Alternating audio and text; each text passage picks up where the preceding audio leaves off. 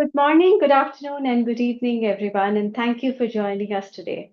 A very warm welcome to Acuity Knowledge Partners webinar on transforming legal operations with strategic partners, rethinking the operating model. Today, the focus of our discussion is about how legal operations are transforming through strategic partnerships and innovating operating models. With inputs, of course, from our esteemed panelists, we would talk about core structural frameworks in legal operations, evolving regulatory compliance strategies, and cost optimization through strategic offshoring. I'm Raju Sood, Managing Director and Head of Banking Services at Acuity Knowledge Partners. I have been with the firm for over 21 years now, and I'm responsible for managing over 3,000 domain banking specialists globally. And I would be the moderator for today's discussion.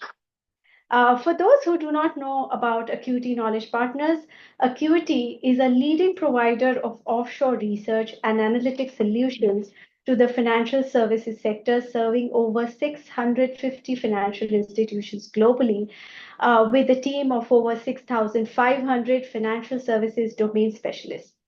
We service leading financial institutions across different areas, including investment banking, asset management, private markets, consulting, and corporates.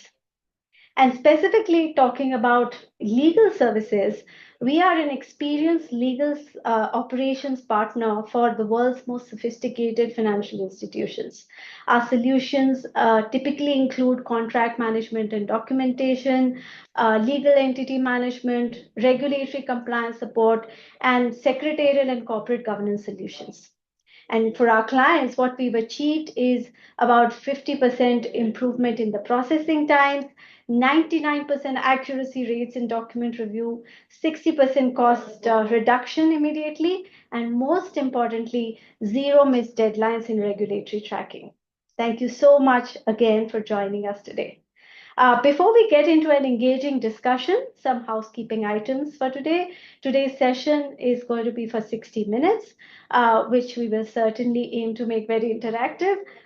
50 minutes would be a virtual discussion with our experienced panelists and industry veterans, and 10 minutes will be Q&A. Request all the attendees to submit their question in the Q&A box at the bottom of the screen. We will either address them during the Q&A session, and if we run out of time, we will circle back to you with the responses after the webinar.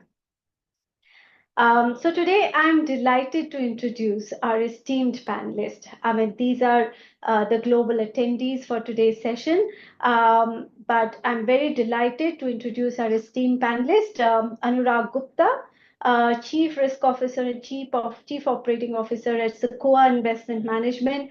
He brings extensive experience in fund documentation and operational efficiencies in asset management. Over to you, Anurag. Yeah, thank you, Raju. Thank you for the very kind introduction and for the invite to be on this webinar. So as you've mentioned, I run risk management and operations, and basically anything which doesn't neatly fit into anyone else's portfolio in the team finds its way surprisingly onto my desk. And we are a global private credit manager, and our flagship fund is listed on the London Stock Exchange. It's a listed infrastructure income fund called Sequoia Economic Infrastructure Income Fund Limited, SEQI. And all we do, like I said, is private credit in infrastructure. We've got a listed fund, we've got a private GPLP vehicle, we've got real asset CLOs, as well as separately managed accounts. And as you well know, we've used Acuity for a number of years now in various aspects of our operations, which I'll be happy to expand on in this conversation. Thank you. Thank you so much, Anurag, and it's a pleasure to be a part of your team. The team is really thankful and grateful for your sponsorship. Next, we have Lauren Thetford, Vice President and Corporate Counsel at Sixth Street, focusing on private markets and enterprise agreement complexities. Over to you, Lauren. Good morning. Thank you for having me. My name is Lauren Thetford, Corporate Counsel at Sixth Street Partners. We are a global investment firm as well. I have over 10 years of experience in the in-house counsel space at Registered Investment Advisors, and I cover all things regulatory reporting and contracts. Also, I was told to do a fun fact. So, Anurag, we're going to have to go back to you for that. My fun fact is that I grow heirloom tomatoes every year from seed. And so this year I grew 40 different varieties. That's definitely an interesting one, Lauren. Thank you so much. And we definitely owe something from Anurag, when we asked the first question. But over to you, Vanessa. We have Vanessa Gastel, Principal and Head of Corporate Legal Department at Rothschild & Co., specializing in portfolio management and corporate governance frameworks. Over to you, Vanessa. Thank you. So we are Rothschild & Co. Investment Manager, which is the Luxembourg Alternative Investment Fund Manager from the Rothschild & Co. Group. And I'm working there since 5 years and a half, and I have built a team. So we started from one person to now we are going to be 6 people at the end of the year. So it's very interesting. And we are now thinking about, of course, rethinking our operating model. So that's why we were in contact with you, Equity, and thank you for that. We are very happy to work with you. And we need to think about delegation, how to optimize our cost and automation as well. So this is really topics that are in our day-to-day discussions. So I'm very happy to participate in this webinar. Thank you. Thank you. And yeah, I had to explain something, and something very personal. So it's not so personal, but some would be surprised that I didn't start as a notary, which I did in the past, but I was supposed to be a ballet dancer. So that was the first start of my career. So I changed. I love ballet. I still love ballet, but I think law made a big red invitation for me. I think I will be the first one to take it then. But thank you so much, all of you. Anurag, do you want to share the fun fact before I get in deeper into the discussion? I don't want to lose this opportunity. Yeah, look, I forgot about it. So thank you for reminding me. Fun fact, well, so before my present role, I used to be at KPMG. I was a global partner there. And so I have the rare distinction of having had to fly into a war zone because of a consultancy agreement. There you go. Wow. That's interesting. I think we need to talk a little bit more about it after the discussion. But thank you so much, all of you. It's a privilege to moderate this webinar with such an experienced panel. I will straight away deep dive into the discussion now without waiting any further. So let's probably begin with the foundation of legal operations, which is the structural frameworks that drive efficiency and compliance. And I'm sure you all will agree that each one of the sectors has its own unique documentation challenges that require a strategic approach. So let's hear it from our panelists about what they think. So my first question is to Vanessa. Vanessa, what are the main corporate governance and secretarial challenges you see for private market managers today? So I would start first of all to say that we do have more and more complex regulatory landscape, which is, I think, the issue for everyone here. We have a dramatic expansion of domestic and cross-border regulation, which means very difficult transaction that we need to manage with specialists in every field. We have the increase of the importance of private funds as well. And as I was saying I think in 5 years ago, we had at least half, I think, for the private funds that we do manage now in our portfolio. And when I say half, it's maybe not the true, I would say even more. So it's really, we need to have regulatory and always be sure that we do manage to meet the deadlines, to be efficient, to be reliable, to be sure that everyone is technically speaking in his best what he can do. So I would say for us, it's really the complex regulatory landscape that is evolving all the time. And we do have the regulator that we need to think about all the time and be sure that we do comply with all of our necessary law and regulatory regulations. We work with multiple jurisdictions, so this is also something that we need to manage in our tasks, so which is very complex. We do manage a lot of topics such as conflict of interest. So if you have only Luxembourg, it's way more easy. We do have Luxembourg, the US, we have the UK, we have Switzerland as well. So it's really complicated to manage and to monitor that, which is for us a big part of our job. As well for the oversight, for example, the ESG monitoring as well. So this is really something that implies also secretarial burdens, which is our daily task, more and more administrative. This is why we do need to think about and rethink the model that we had in the past and that we need now to improve. Yeah. No, thank you. Thank you so much, Vanessa. And your points about multiple jurisdictions and secretarial burden actually clearly defines the need for a systematic documentation. And probably the regulatory flux does not involve only navigating complexities.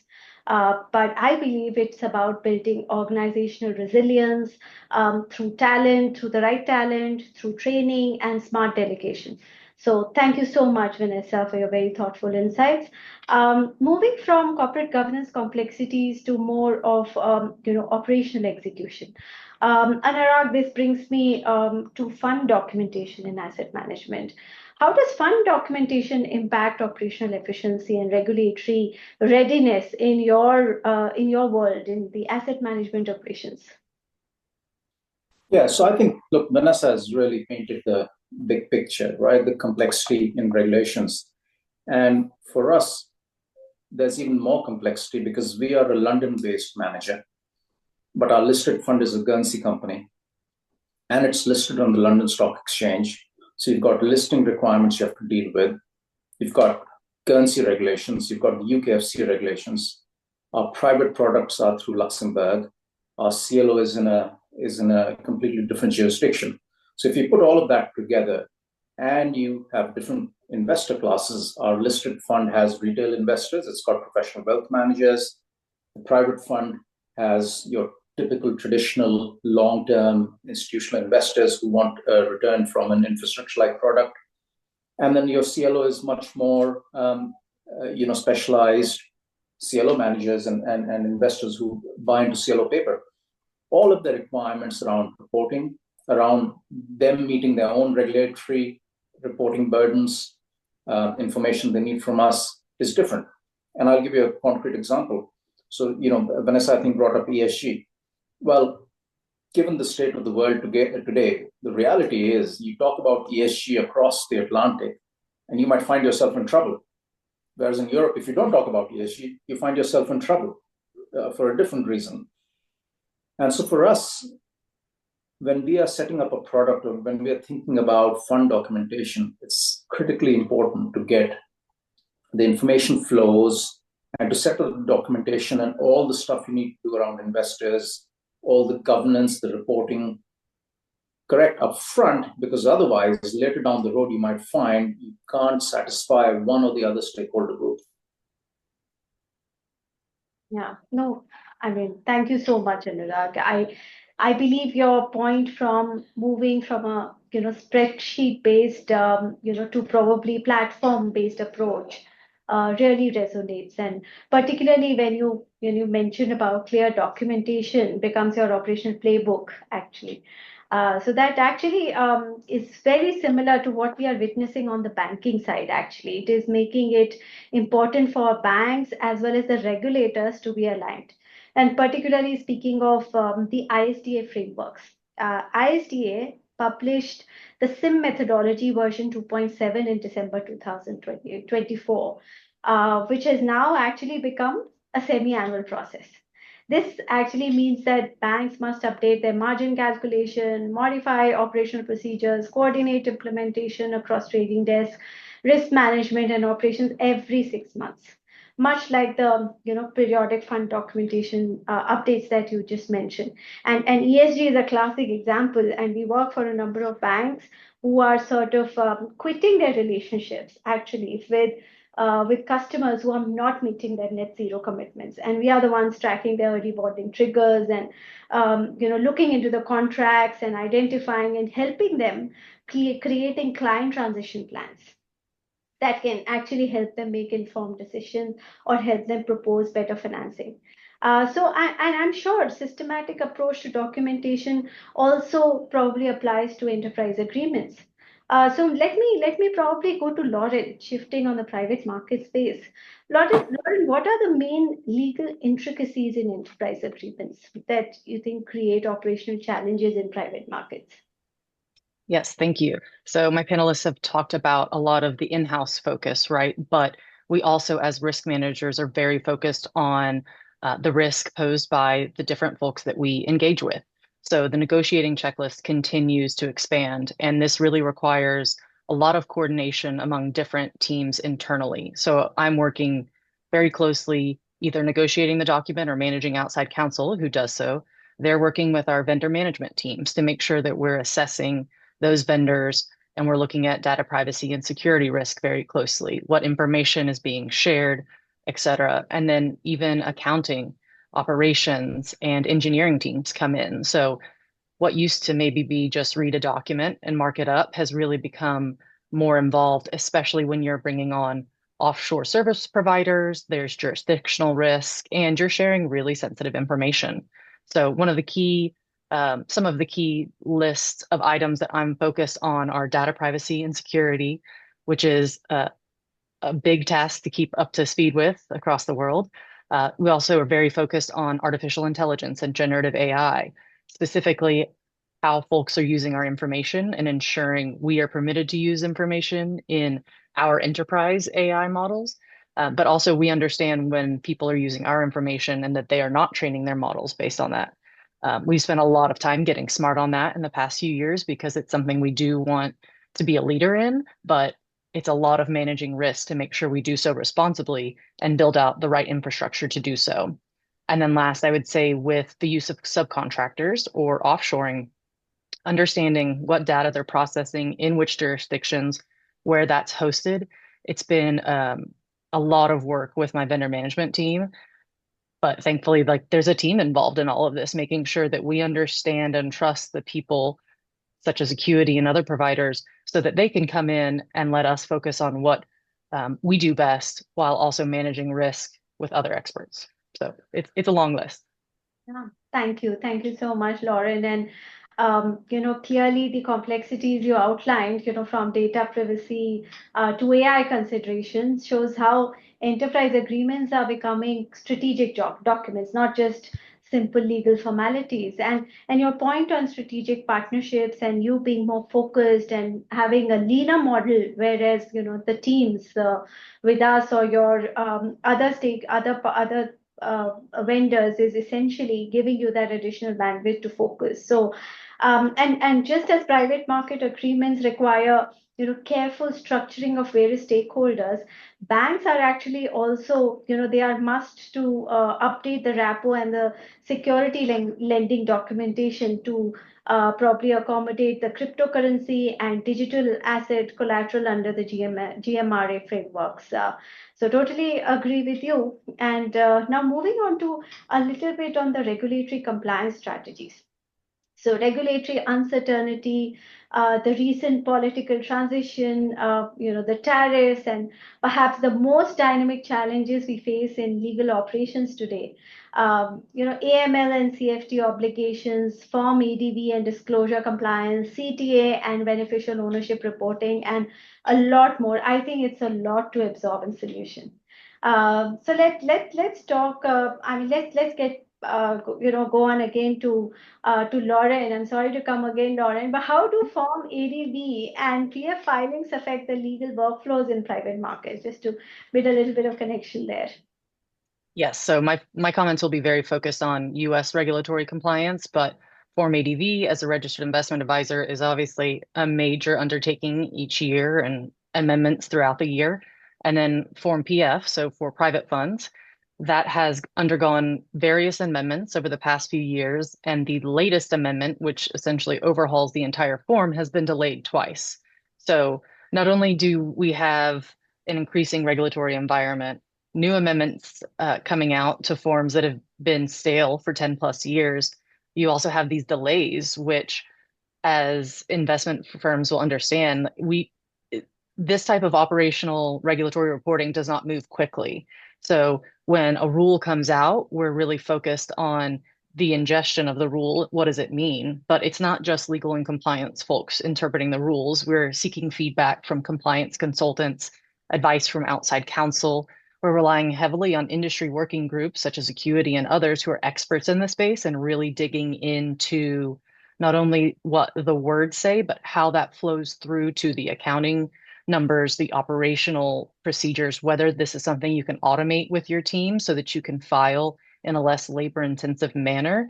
And even with the Form PF amendments, we've learned that the schema that allows you to file using XML files on the IARD website, those are not getting released with very much time for the industry and tool providers to ingest and make sure that we as investment advisors are ready to put information into the tool. So it really goes back to how involved various teams have to be to ensure regulatory compliance beyond just trying to understand the changes to the rule and how that applies to your funds.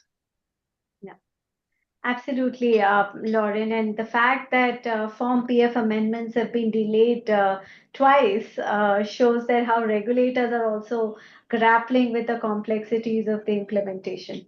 And the PF filing complexities you've described in private markets are actually, I keep coming to banking because that's all I know. I forgot to actually share a fun fact about myself. It's not a fun fact. I want to share why I'm passionate about doing this webinar talking about legal services. I wanted to do company secretaryship when I graduated, and I cleared the foundation, the start foundation with very good marks, but I couldn't clear the intermediate. I got so discouraged, I had to leave and start something, and I started working immediately after. So this is something that takes me back to my past. I really wanted to get into the legal space, but here I am just moderating with some of the experienced panelists. So thank you so much, for giving me this opportunity. But particularly if I again talk about banking, just as your ADV and PF filings require coordinated workflows between multiple teams, Basel III implementation demands continuous collaboration between compliance teams, risk management teams, finance, treasury teams, and others. And we've helped some of our European banking clients with new operational risk, capital requirements in US clients through their transition startup phase. So there's a lot of work even involved on the banking side to keep these regulations in check. And if we are able to embed these filings into a well-structured legal workflow, we can not only reduce regulatory exposure, but also strengthen the investor trust and organizational resilience, I would say. So thank you so much once again. And now moving on to Vanessa. Vanessa, from your governance perspective, what are the pitfalls should fund managers watch for in the official documentation and regulatory filings? Well, as you were saying, and as my colleagues were also saying, I would say there are two main topics. We have the governance, we have, of course, the compliance, and we have the documentation, the legal documentation that we need to follow. So with everything that has been said before, I would say the AML KYC documentation would be for us a real trigger now, because we need to ensure that we do not accept an investor, for example, that is sanctioned or that has been blacklisted for something. So we need to ensure that the process is going well, that the platforms we are using are the correct ones. We need to ensure our due diligence as well is correctly done. So this is something that we are we carefully really try to manage as good as possible. And I think it's really goodly done in our company. We do have then the corporate legal documentation, which is like, for example, I would say like for co-investments, we need to ensure as well everything that is disclosed. We need to be sure we do follow the rules that are disclosed in the documentation. We need to inform correctly the right person. If there are specific investment opportunities, we need to ensure the LPs are informed in the way it's documented in the legal documentation. So we really need always to ensure everything is done like following the process, following what is written in the legal documentation.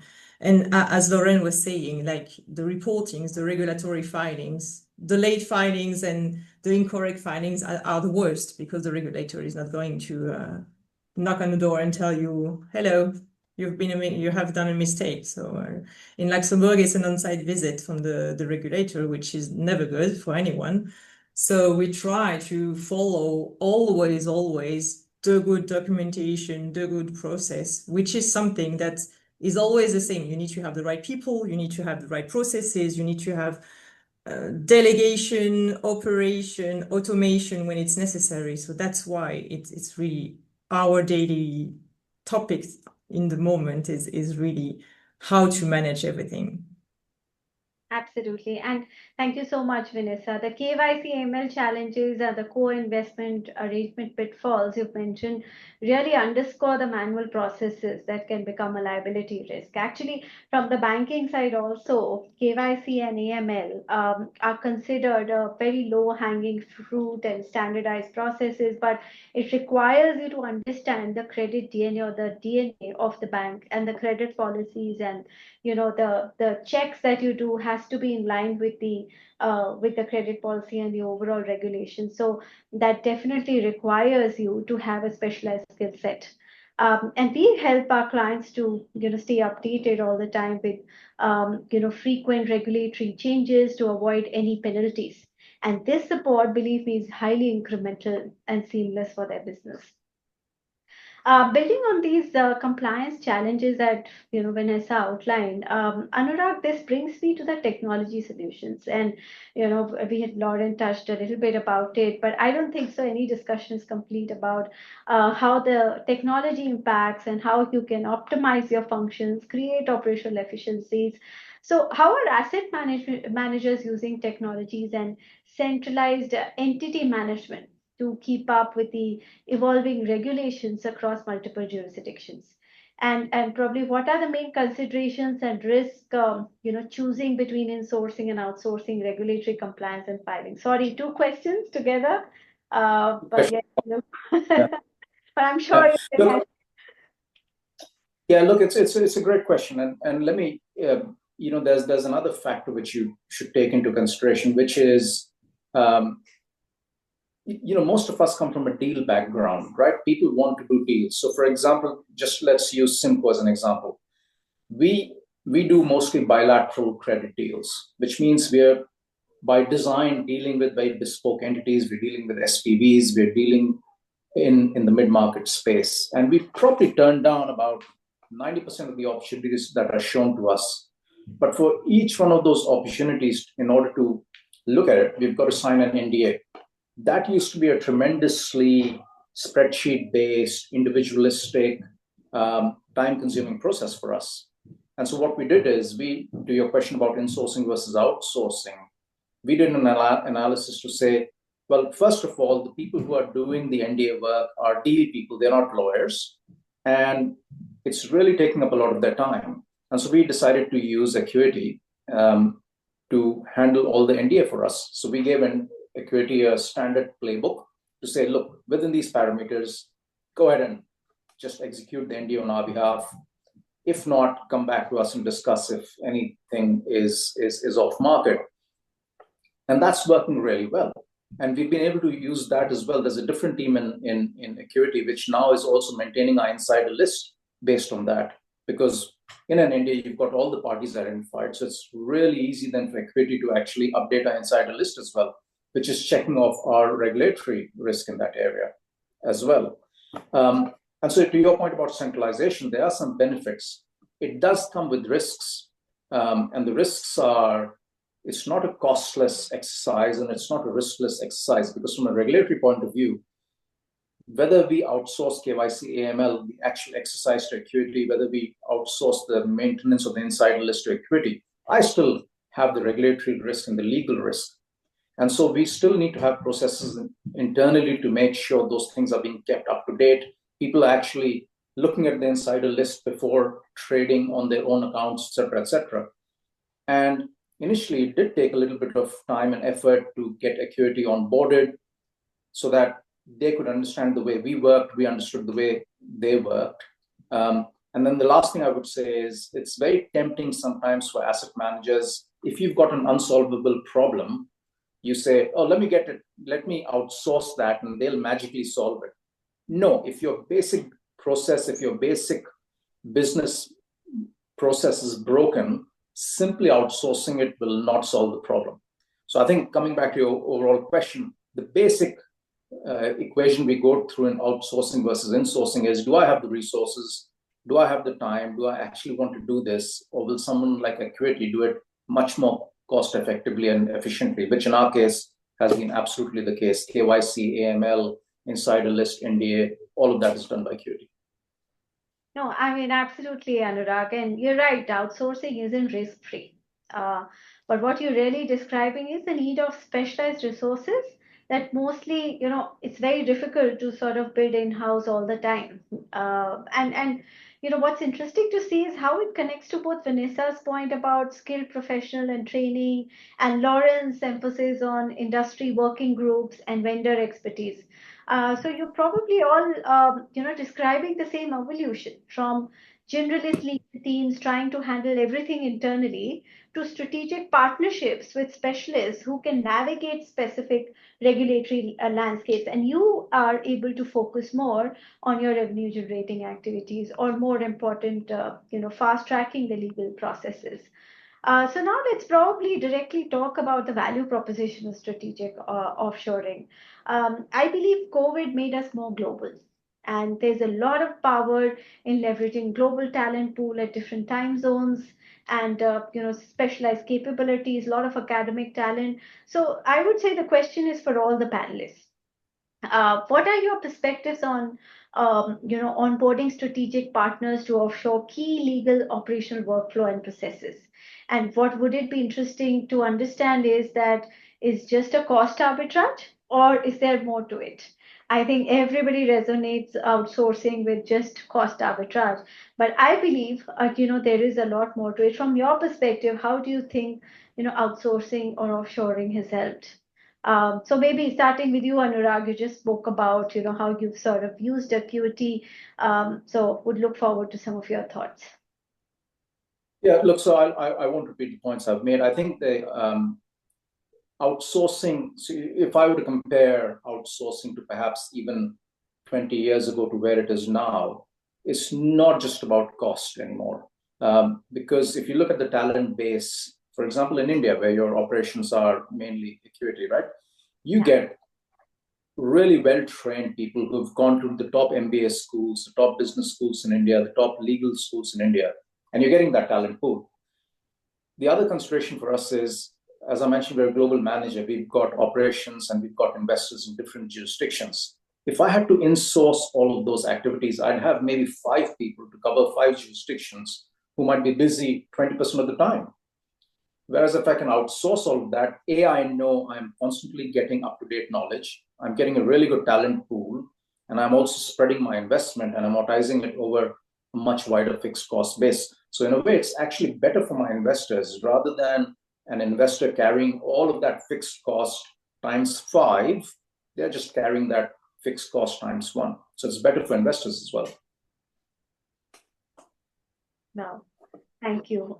Thank you, Anurag, for the endorsement and for sharing your practical experience with us. Your cost benefit analysis approach is exactly the right question. Exactly the right question is not about whether to outsource, but how to do it strategically. So moving on to probably Vanessa. Vanessa, what do you think about strategic offshoring? So we'll start next week. I can just skip for the moment what we have planned. So I think what is Anurag was correctly saying that the cost is not now the first important topic that we do have. Of course, it's still interesting, but as everyone is very good and very good technicians and has very good studies, this is not the point now. We need to plan strategically what will be delegating, what is possible to delegate first. That's the question we asked ourselves. Is it possible to delegate everything? We had the substance questions as well, which is more tax related, but for us it was also an important point which has been confirmed by our lawyers. So this is completely fine on our side. But I think clear objectives, clear tasks to delegate. Not everything is delegable, but we have really separated what we can delegate to someone that is not in our team physically present in the office and what will be kept within the team. And then we have clear procedures. We do have clear procedures. We will implement new procedures as well that the person will follow. So this is something that task number 1, this is the bullet points that you need to follow. This is something I think will be useful and will help someone that will integrate the team. And of course, as much as possible, as we said in this webinar, we said like trainings, knowledge transfer. The idea is, as everyone wants to gain some knowledge, it is very important to transfer the knowledge we already have to gain new knowledge, because everyone has another experience. And we are thinking as well of other automation possibilities that we have done. We are benchmarking some companies to ensure we can as well benefit of cost reduction and of course see how everything is possible with the other tools, maybe better tools that we had in the past. This is all topics that we are discussing every day, and we are really thinking about, that's why rethinking the model is really like the perfect word, because we are rethinking our model. And this is all the solution that we are finding and that everyone is discussing right now. So it's a very good topic. Yeah.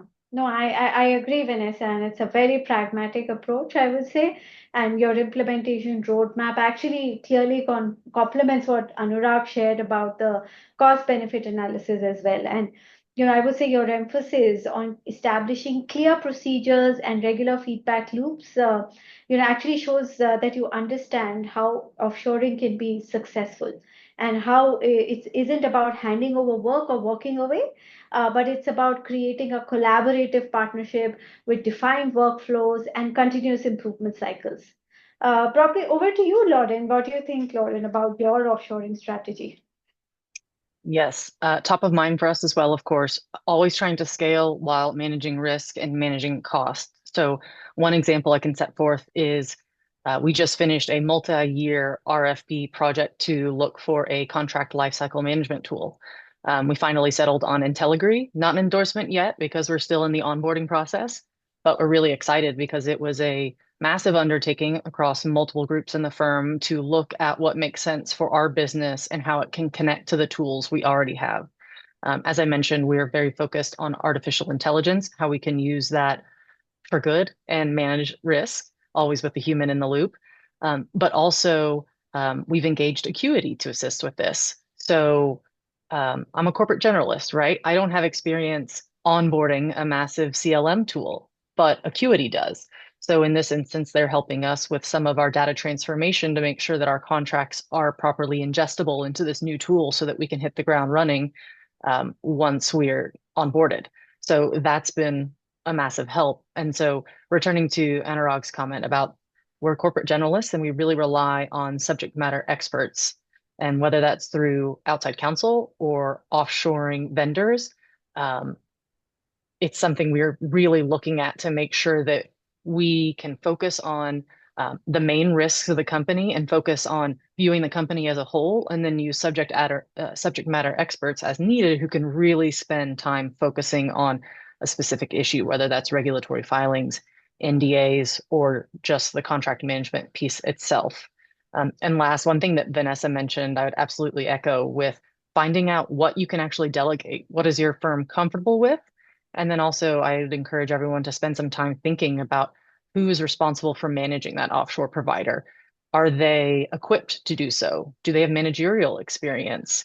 What framework makes sense to manage that relationship so that it's measurable? You can determine what success looks like, and ensure a successful collaboration. Absolutely, Lauren. And being in this industry for 21 years, what I know is that it's like a marriage. And it's investment on both sides, and it's about building trust. It's about clearly identifying the goals. And I believe your perspective on outsourcing for expertise and the AI CRM tools bring us full circle to where we started. That is the need of specialized capabilities that can actually handle the complexity of the environment today. And you mentioned about the CLM Intel Agree, and how you utilized Acuity to show how modern legal operations require orchestrated technology and service partnerships. So that makes a lot of sense. So I can clearly see that strategic offshoring is predominantly is not associated only with the cost arbitrage. It's about accessing specialized expertise. It's about standardization. It's about scaling capabilities. Most importantly, it helps you focus on what you want to achieve. And leadership is also about transformation. It's about how you transform, yourself and your organizations to probably be more leaner, but be more efficient, and how you can, adopt these domain capabilities in different parts of the world. And we learn from the variabilities of several. My biggest learning started when I started dealing with global organizations. Thank you so much, all of you. We are extremely grateful for the opportunity to work with clients like yourself, and I'm so proud and glad that we've been able to create an accelerated engine for you. With this, probably we were quite, we ended up with most of our questions, but I see we already have a question in the chat box, which I feel we should take it to all of you rather than asking one. So the question is, what metrics resonates most with senior leadership when justifying investment in legal ops? So Lauren, do you want to start with it, and then probably others may want to pitch in? Sure. Yes. So as I mentioned, we recently had the IntelliGree presentation to leadership, and we've also onboarded a separate service provider to help us monitor regulatory risks. So that would be specific to like beneficial ownership reporting. So the big takeaways there that I think really resonated with our senior decision makers was, where can we reduce manual processes, i.e., someone in a spreadsheet versus downloading and ingesting our daily Geneva files. So taking a human out of the loop where possible to reduce, one, the labor intensiveness of this type of monitoring, and also the room for error. Also reducing outside counsel spend.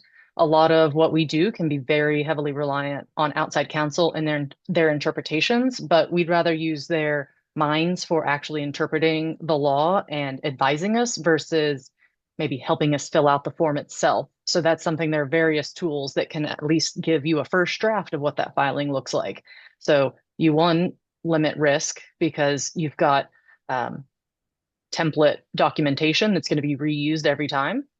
And two, you're pulling all the data in from your single source of truth, which we are working very hard to make sure truly is a trustable, verifiable source of truth. So I would say reducing manual process, reducing outside counsel spend, and then overall just managing the regulatory risk, that everything's being monitored so that you're not at risk of missing a filing. Yeah. Thank you. Thank you, Lauren. Anurag, would you like to share a little bit from your perspective?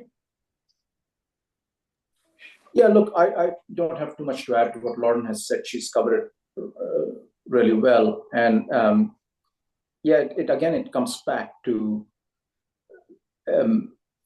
what really resonates. So for example, let's look at our listed fund as an example. The board of directors of the listed fund are making certain representations in the public domain, and they're taking a lot of legal liability and risk associated with that. So for them, it's not just about the cost, it's about the assurance that when they make a certain statement that we are complying with sanctions, we're not lending money to a sanctioned entity, that's actually true. And so again, to the extent we can, picking up Lauren's point, it used to be very manual, it used to be very spreadsheet based. Now Acuity does that for us. on a daily basis. Our entire portfolio is monitored every day by Acuity for any sanctioned entities. And in this today's day and age, as you well know, the list of sanctioned entities keeps changing quite often. It's no longer what it used to be 5 years ago, where maybe once in 6 months there was a change to the list. Now it can happen at the stroke of someone's pen, and so it's also about, it's not just about the cost and this expertise. It's about having that assurance that a third party who does just this for a living is looking at the portfolio and saying, yes, everything is fine. Thank you so much, Anurag. That's really helpful.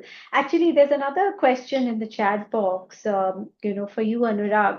Anurag, you talked about strategic offshoring and about how you leverage strategic partners like ourselves.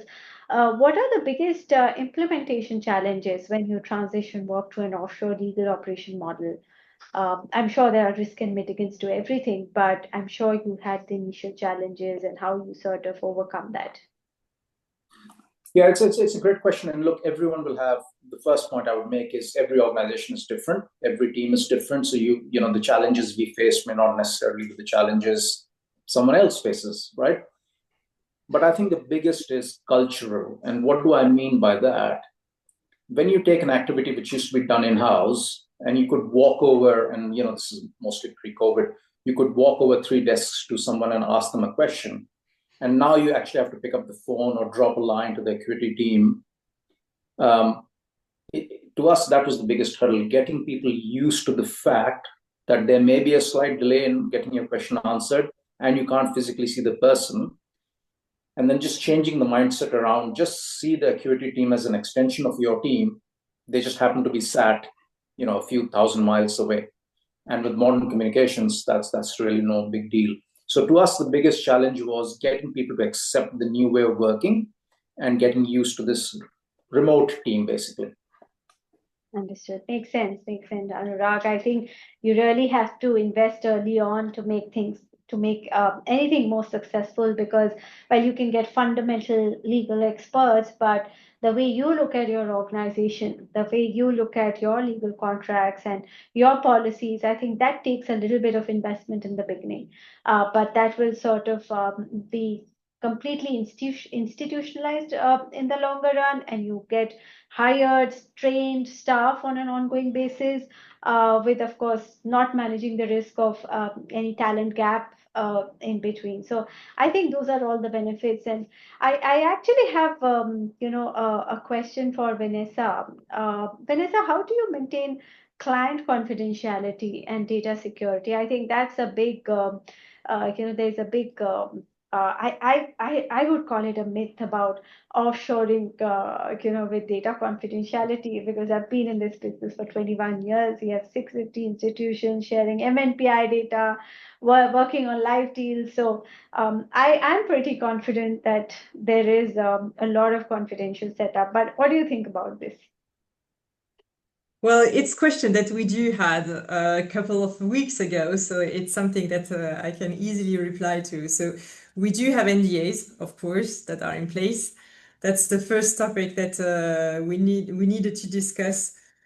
We have also a specific office where the person will have specific, like a secure environment with like a laptop, one laptop that is coming from normally our offices or set up as with our environment. And of course, in a room ideally separated or with less screen, the filters that we have on the screen. So there are specific topics that we need to ensure that when the person is going to have calls, are there going to be personal information, client information? If it's the case, if the person is in a specific room with other people, potentially other clients, we need to ensure at this time the person will go in another office. So there are a lot of course, confidentiality topics that we need to discuss, and we needed to discuss as well. So then it goes more in the IT world, which is not my world. So the ISO, all of that, which is something that is less my topic. But what I would say is really we need to ensure, and we had really intense discussion also with our procurement team, which is managing all that internally, that we ensure there will be never confidential information that will be, of course, shared with other clients or potential other clients. Thank you. Thank you so much, Vanessa. And you're right. We work on the client, networks the way you would log in from home. So we have remote connectivity with every client. So data never leaves the institution's environment. So there's and we give encrypted laptops. There are dedicated rooms, access logged. There's a proper background check. So I can just go on and on in terms of the control framework, which is extremely strict. But more or less, there's also very less incentive for your offshore partners to use any of your sensitive data because they're not in the markets you operate. They would probably not have the same customers as you would have. So I see the risk is probably the least when it comes to offshore providers. I think there's a question and request all of you to share any questions if anyone has more questions. I think our panelists are extremely kind and answering the questions. But I think I have a question on how do you handle time zone coordination for urgent legal matters? I think it's a great question, and especially we had two West Coast clients today in our office. One was based in LA, the other was in San Francisco, and we have a very successful relationship, and we have several other clients. And 60% of our work comes from US. So while the time zone coverage gives 24-hour turnaround, we have a follow the sun model as well. We have shift systems that we operate that are more complementary to the US hours. We have an office in Costa Rica that is Central America, and that sort of helps you give coverage.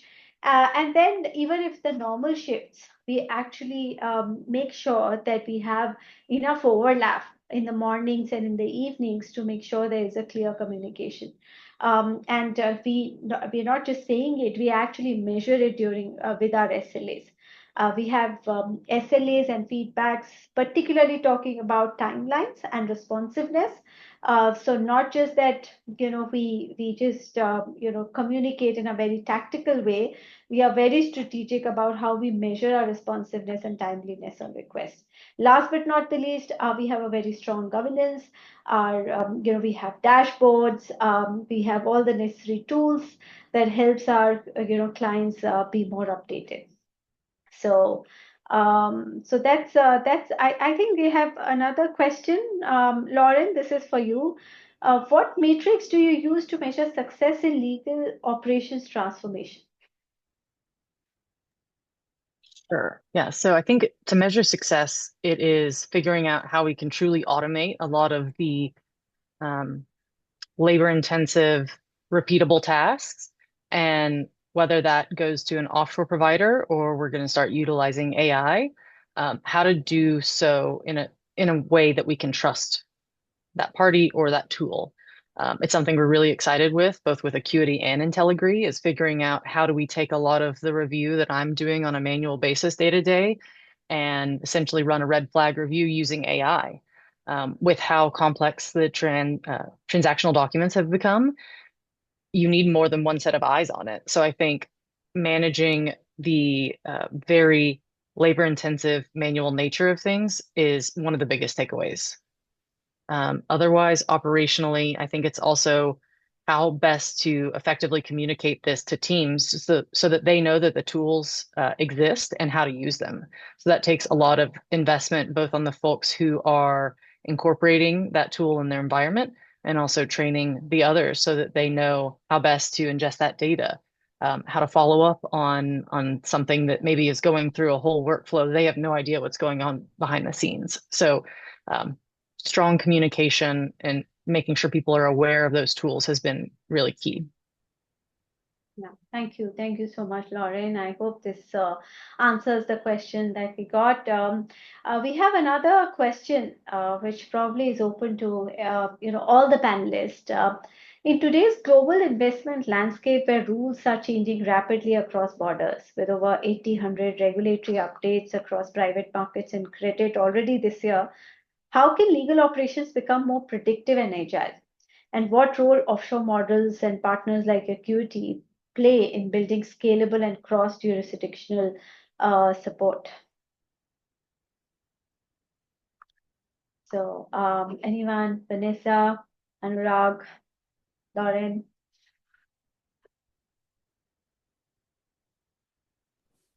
Yeah, I think the silence is because I think we're all thinking about it. It's a massive question, isn't it?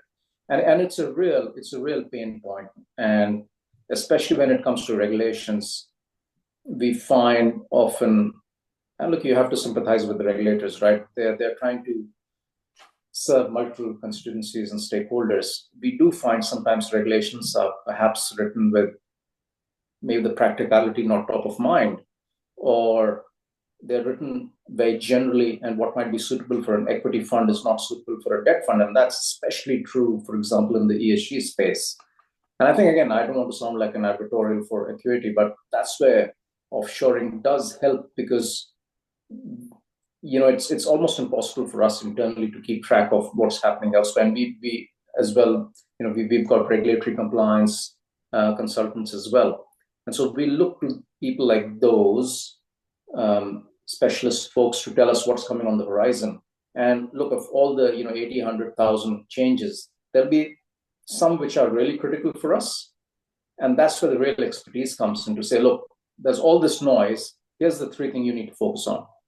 And when someone tells me that, they get my instant respect, because they've just made my life so much easier.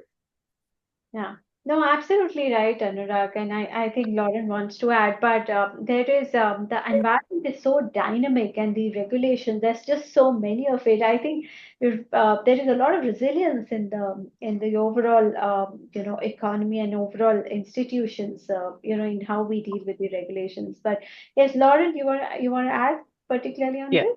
Yeah. I completely agree. I think we're very reliant on the subject matter experts throughout the world, whether that's outside counsel, who's really focused on one specific regulatory statute, or it's a compliance consultant who, for the example, Inform PF, is helping us understand how are our peers thinking about this new question? How do they respond to it? Have you seen the SEC look at this question? In your experience looking at different investigations or reviews conducted, was this raised as a topic? You just can't be an expert on everything.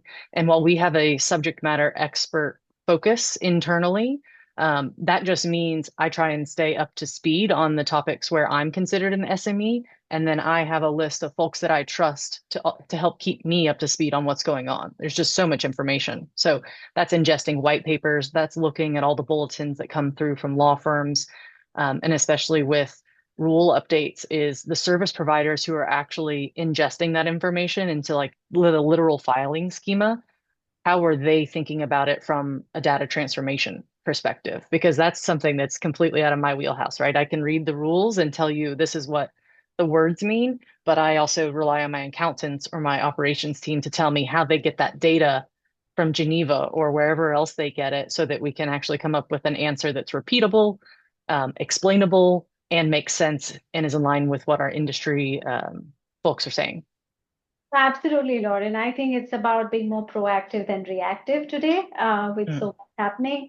And yes, I mean, I think we should just all reskill and upskill ourselves continuously the way things are working. But yes, I mean, we're already close to the time for the webinar, and as we conclude today's session, I would say it's clear that transforming legal operations is no longer just about efficiencies. It's about strategic alignment, adaptability, and collaboration.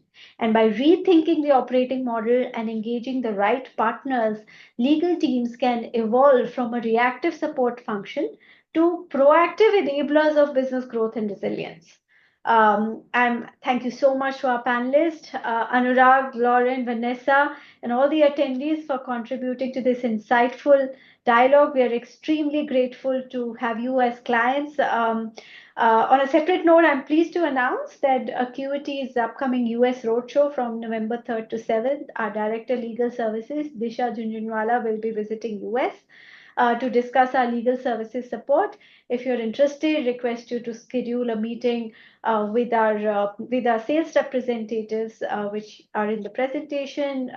Balaji, Pedro, and Marie. Last but not the least, let's continue to challenge the convention. Let's embrace innovation and build a legal ecosystem that is agile, data-driven, and future-ready. Thank you so much, everyone. Thank you once again, Vanessa and Anurag and Lauren. Really, really grateful for your time. Have Thank a you. nice day. Thank you. Thank you. Thanks. Bye. Bye.